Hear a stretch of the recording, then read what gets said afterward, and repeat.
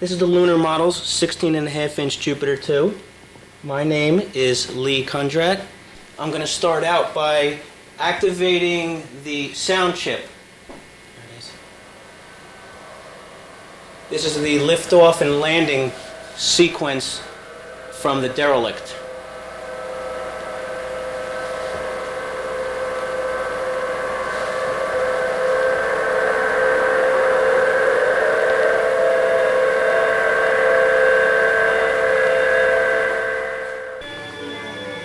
Okay, here are the separate upper and lower parts of the ship. Okay, what I did here on the upper hull is pretty much just what it calls for on the instructions for the 16-inch Jupiter 2, where you make a ring of styrene, or I should say you would glue the upper hull to styrene in order to get a ring, okay, which has holes that fit into these pegs. This floor is also added, so the whole thing stays aligned and is more rigid, and it looks real good. The front viewport is just basically epoxied into place. It's all sanded out and cleaned up. There's a clear piece of plastic on the back which scratches very easily, so I'm trying to be real careful with that. What you're looking at here is basically just the underside of the dome electric unit there, that revolving LED mechanism on the top, and I just have it taped in place. I didn't have to glue it or anything.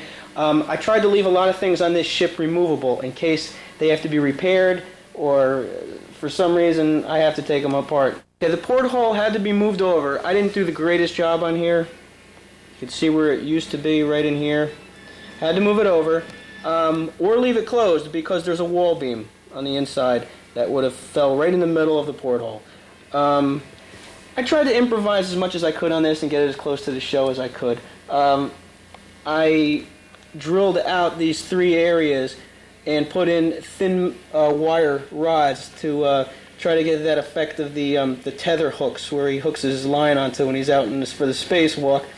And I made a little plate here with these switches that's supposed to be to open the airlock.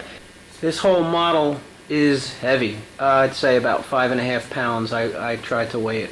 About 5.5 pounds. There is obviously a lot of stress on the landing gear. This is a very critical point. There's a lot of pressure on this whole area. Okay, see if I can focus in on it. There is a very small piece of wire that I used to tie around this roller part at the end of a landing gear leg, and it wraps around the pole. There's a notch in here so the wire wouldn't slide either. Then it's epoxied over the entire thing. So it's real strong. These are the three rocker switches that I've installed towards the chariot bay, operating each different light source. Number one being the lower light source that's mounted inside the lower hull. Number two being the interior wall beams, and three being the fusion core and dome lights and sound. And the color that I used is the Testers Model Master Metallizer line, and the color that I used is called Stainless Steel. I thought it was absolutely fantastic. I love the finish on this because it really does look like it's made of some kind of steel. There is a sealer that you put on it after you buff it, and that is essential because it's almost like having a nice gloss finish or a durable finish on a plastic model that it doesn't pick up any fingerprints, and it's really nice. I definitely recommend that line of paint for this ship.